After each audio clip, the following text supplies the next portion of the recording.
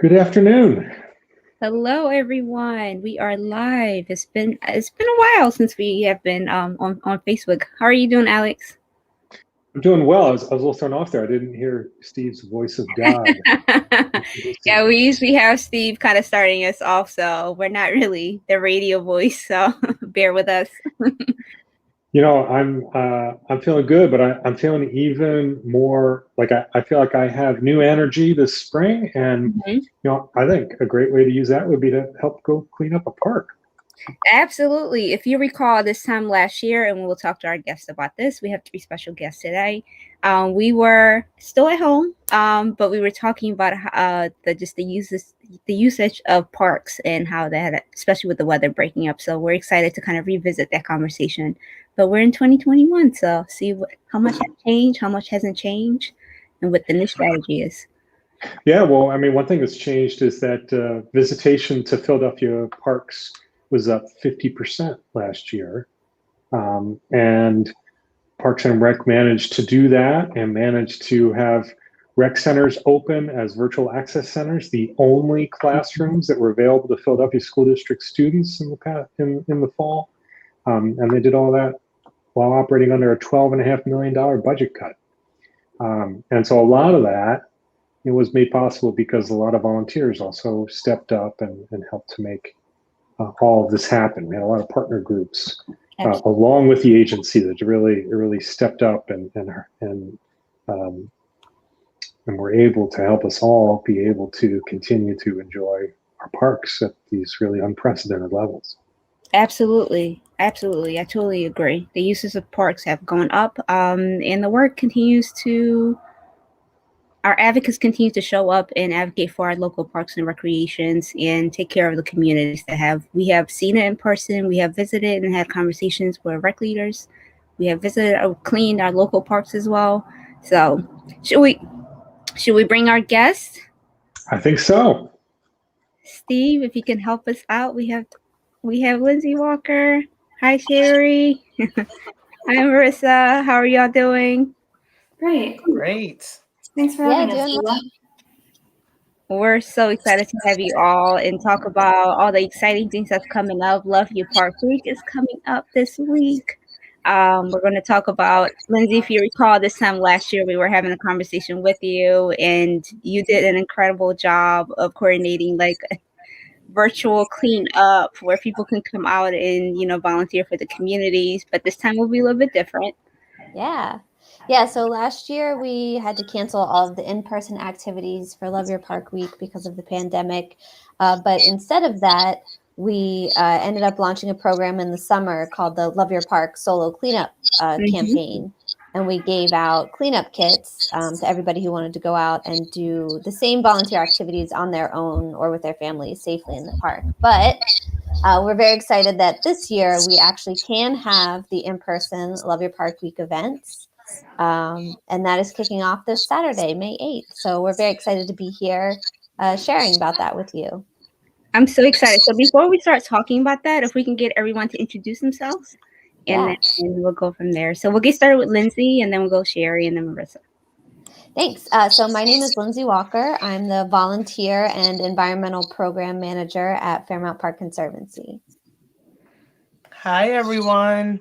I am Sherry, President of Friends of Carroll Park. We are located in West Philadelphia at 58th and Girard Avenue. Hi, I'm Marissa Rump, President of Friends of Harrogate Park, located right next to the Tioga Station on the Market Frankfurt line. Thank you so much. Oh, Alex, would you like to introduce yourself? I'm kidding. I'm Alex. Hi. So Lindsey, this is your Super Bowl week coming up, right?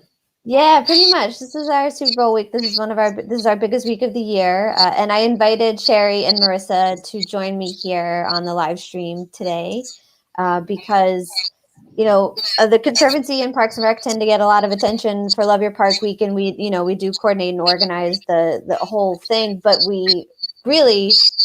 it's our park friends who make Love Your Park happen, because each of the over 100 park friends groups that we have decide to participate. They decide what projects they're going to work on. They, get all the tools and materials from us. They recruit the volunteers, and they actually run the events and do all the amazing work. So I wanted to, highlight two of our best Park Friends groups in the city, two of the most active and just successful and welcoming and amazing groups here who champion the park. So, Park Friends groups are, community members, neighbors who come together to volunteer and really be incredible champions for their parks. And they are really the main story of Love Your Park Week. So I appreciate you guys taking the time to be here today. Alex, you had mentioned earlier, and maybe this is a question for both Sherry and Marissa. How have you seen the increase of use in your parks in your neighborhood from last year to this year, and what strategies have you been put in place to help navigate that? Marissa, you can start. Sure. Thanks, Sherry. We've been seeing a lot of families come out. We have a fairly new playground at Harrogate Park, complete with swings. And so it's a great place for neighbors to get out of the house when kids aren't, being sent off to school and aren't going to their friends and aren't going other places. We also get a ton of dog walkers. And so one of the ways that we harnessed that during the last event season was an event called Story Walks, which is a socially distanced literacy program for families and kids.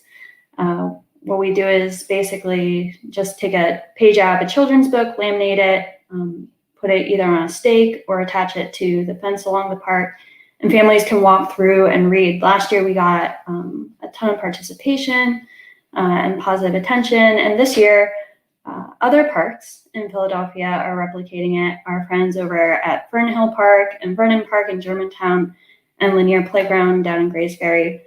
So neighbors in those neighborhoods, be sure to check out Story Walks at your parks this season. And we're going to be launching Story Walks again this season as well.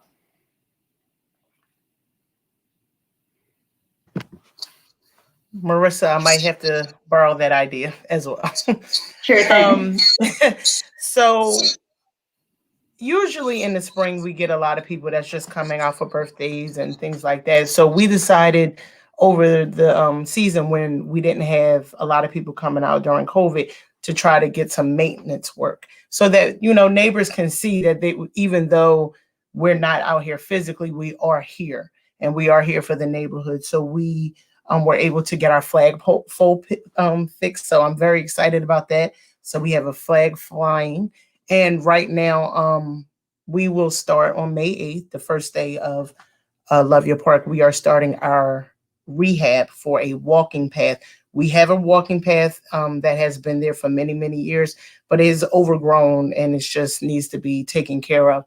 So we are very excited about rehab, the start of the rehab for that. And like I said, we just want people to know that we are here.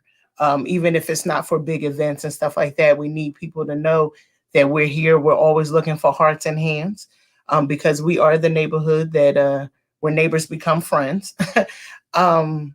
So we just wanted people to know that even though they don't physically see us, that we are, here and we're ready to do some things. We've gotten some things put in place and we're ready to get some things done in the park.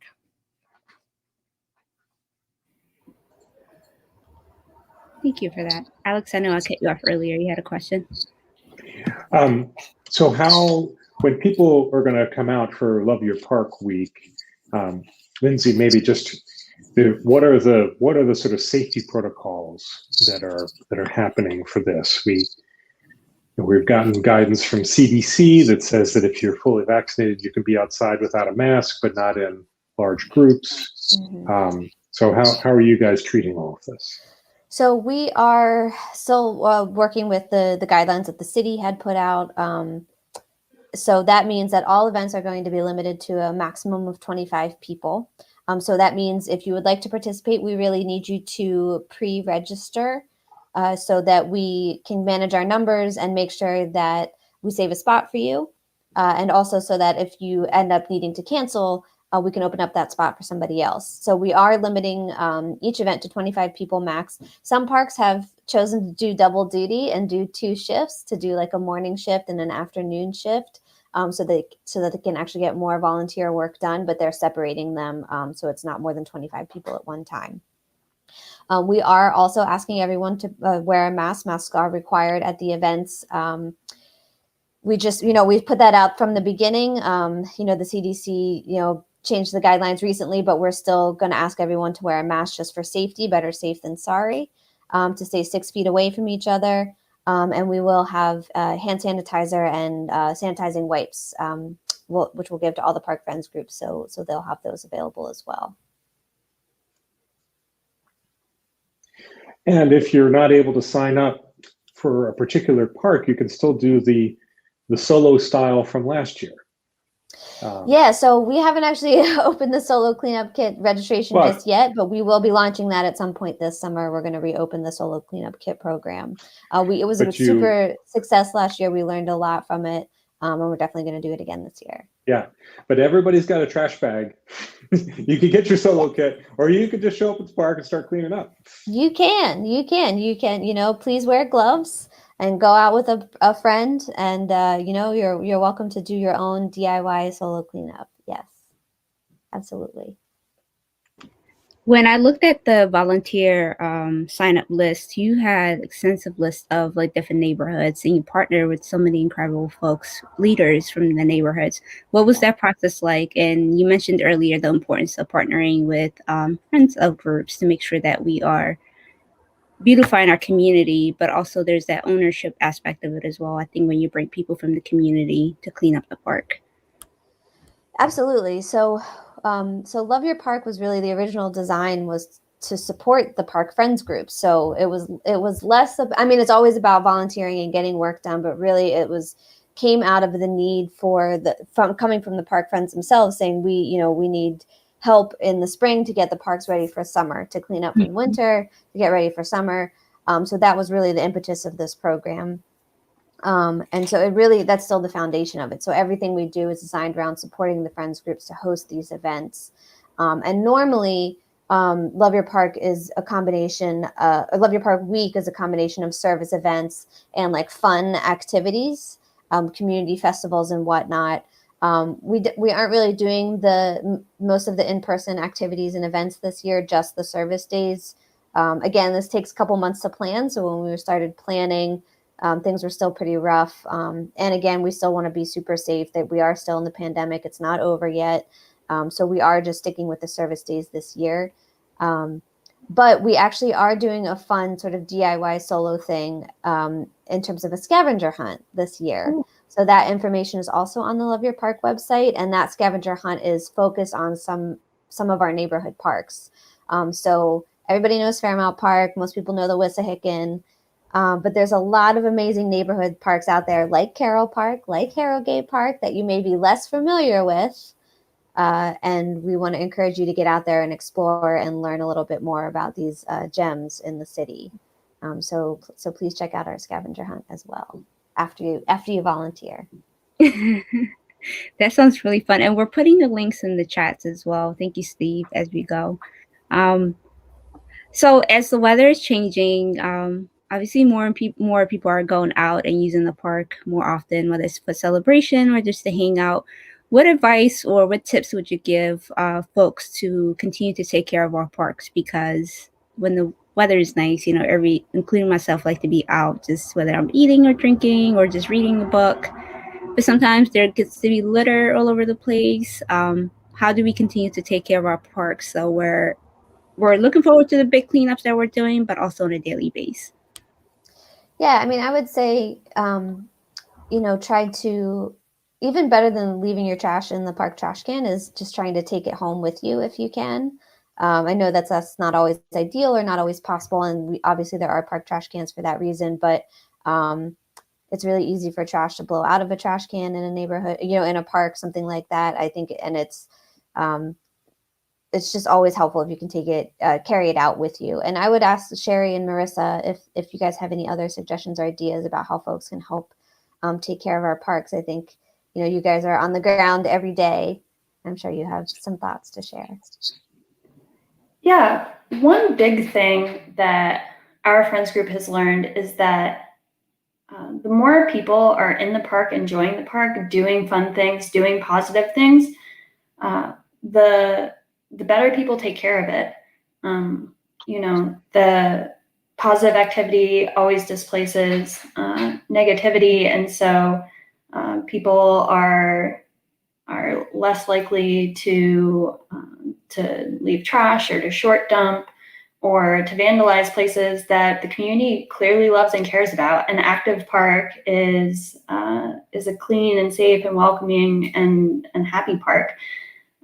So my biggest advice to people is just get out there and do the things that you love in the park, whether that's walking your dog or playing with your kids on the playground, or having a picnic or playing Frisbee.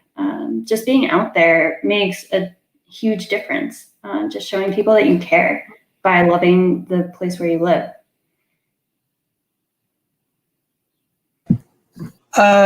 Yes, I would piggyback on what Marissa said. I think my three biggest things are: one, clean up after your animals, because that is a really big thing.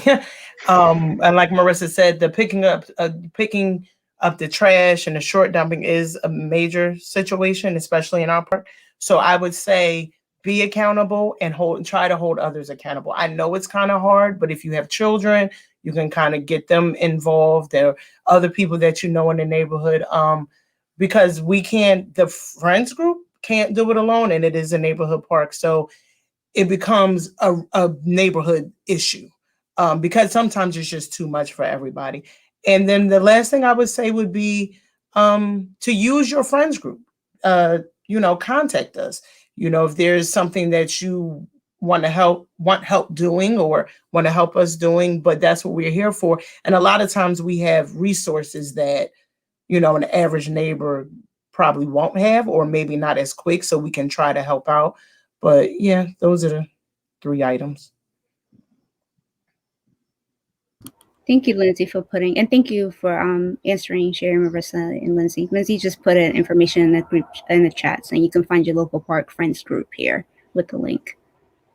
And if your local park doesn't have a friends group, please get in touch with us, and we'd love to help you get one started. There you go. What is the thing that has given you the most joy, Sherry, and I'll ask you too, Marissa, as a member of the Friends of Group? Just, seeing what can be done. We didn't have swings, we got a swing. A park bench was broken. We got it fixed. We have a flagpole, and now we're starting to rehab the walk path. It's just a great feeling to know that we're not only doing this for us, we're doing it for our neighbors, because we want to add value to our neighbors' lives, our neighbors' neighborhood. It's not, I specifically know that our group, we do it for the others. We do it for our neighbors. So it's kind of the biggest joy is just seeing things come to fruition, not necessarily all the time, the trash cleanups and stuff, because that's ongoing, but just seeing that the people are coming out because they can see there's someone taking care of the park. Yeah, for us, I think the coolest thing about being a Park Friends group is you get to stand in the center and see all of the creative ideas that your neighbors come up with. For example, something that has been a big source of joy this spring is some neighbors decided that they wanted free little libraries in the park and around the neighborhood, and a bunch of neighbors got together and built 5 free little libraries and painted them in family pods, and we're looking to install them in the park and all over the neighborhood. And we got a ton of donations of books, and it was just something that a neighbor dreamed up and decided to make happen. And as a friends group, we get to see every time that happens. Neighbors who want to do theater in the park, neighbors who want to do yoga in the park, neighbors who want to do art and children's activities in the park. And we get to see all of that and be, sort of the hub, providing resources for those creative neighbors.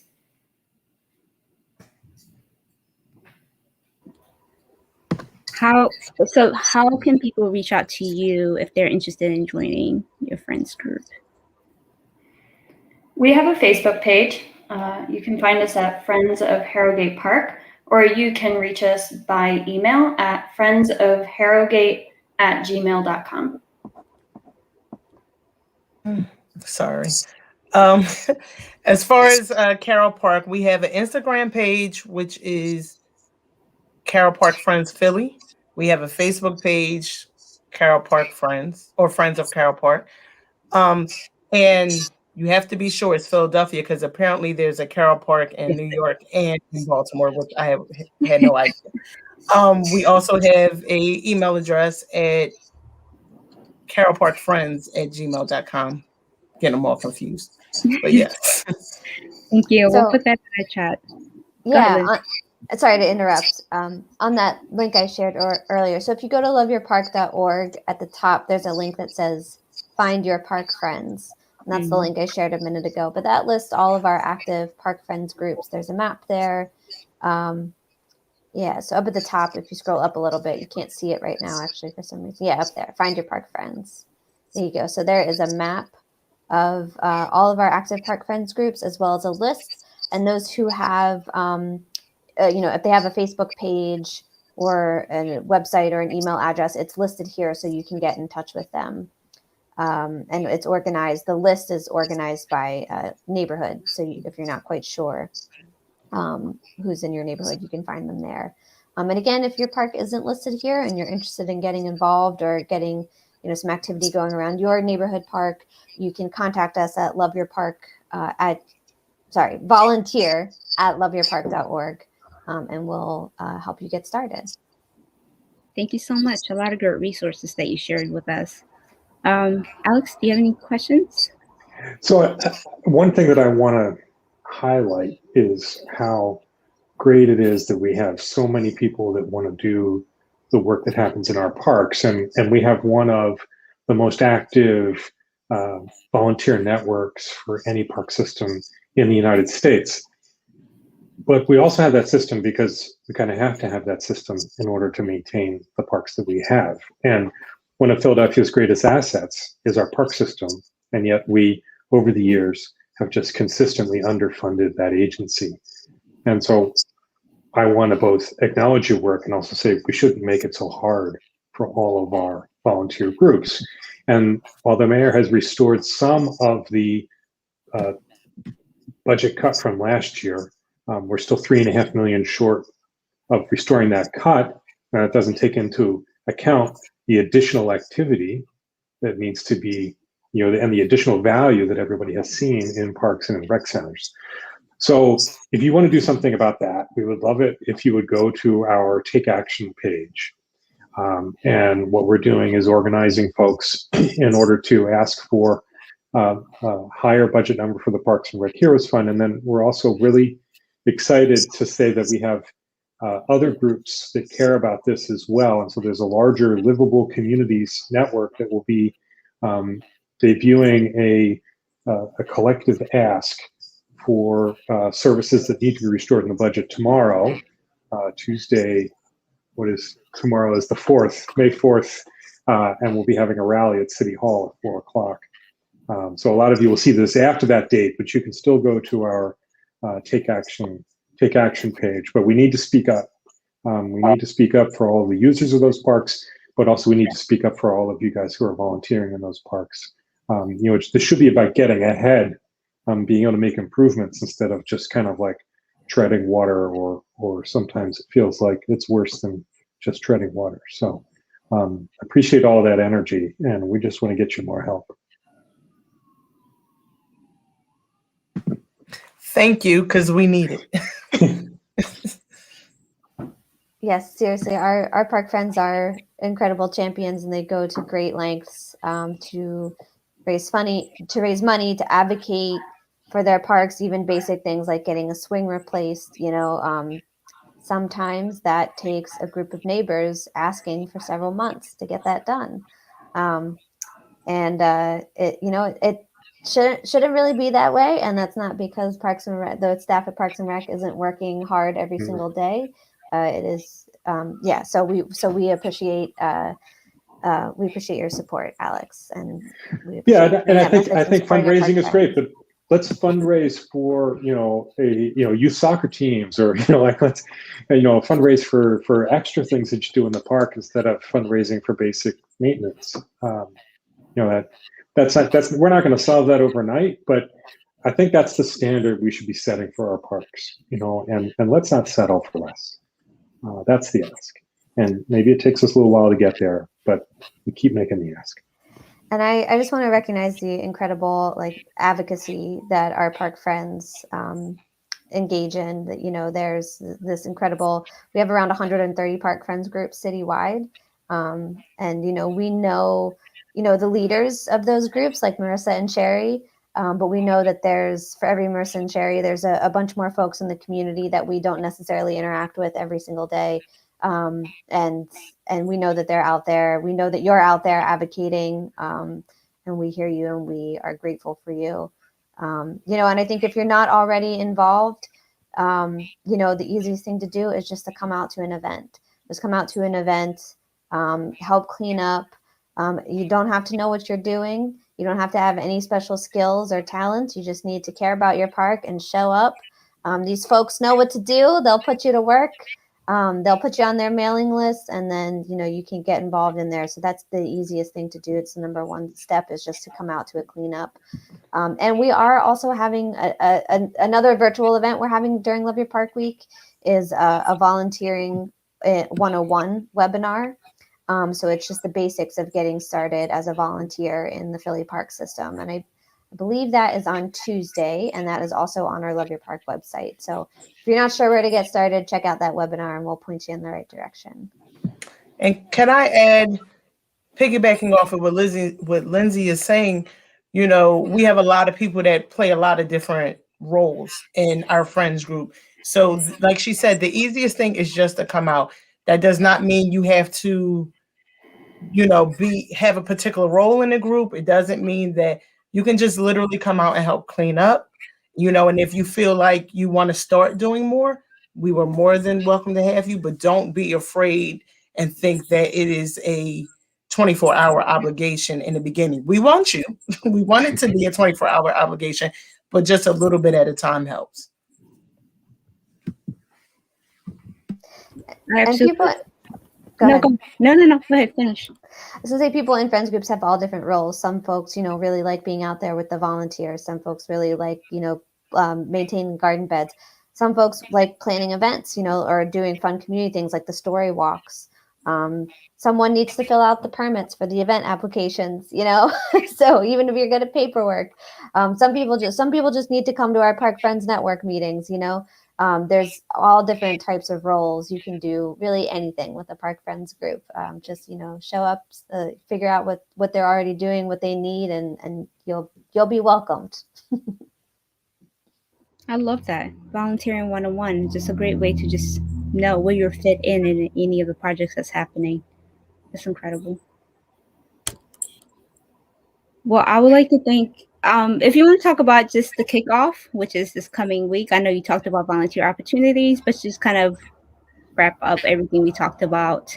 Just tell us a little bit more about this upcoming week. What's expected? Yes. So just to clarify, Love Your Park Week is a whole week. It kicks off this Saturday, May 8th, and runs through the following Sunday, May 16th. We have, I think, over 90 parks now signed up to host cleanup events, which we usually have a little over 100. So considering the pandemic, over 90 is not too bad. So most of the events are on the 2 Saturdays. There are a few parks hosting cleanup events during the week as well, including Sherry's doing Sherry's got the best Love Your Park event calendar I've ever seen this year. She's got 4 service days going on. It's incredible. So if you're looking for a weekday volunteer opportunity, check out Carroll Park. And then like I said, we have 2 virtual webinars, and then the Love Your Park scavenger hunt, which you can, neighborhood park scavenger hunt, which you can do on your own. And 90 events, you can sign up for more than one if they're not at the same time. We need your help. That is pretty awesome. And we have put all the links in the chat. If you are just joining us, don't worry. This is recorded, so you can replay it once it ends. And then you can also check out all the websites that we have put down. On behalf of Philadelphia Parks Alliance, I just want to say thank you so much for taking time out of your busy day to have a chat with us about the work that you are doing for our city and our community, but also continue to engage our community in a way they can get back to their own community. It's really very much so appreciated, like Alex mentioned earlier.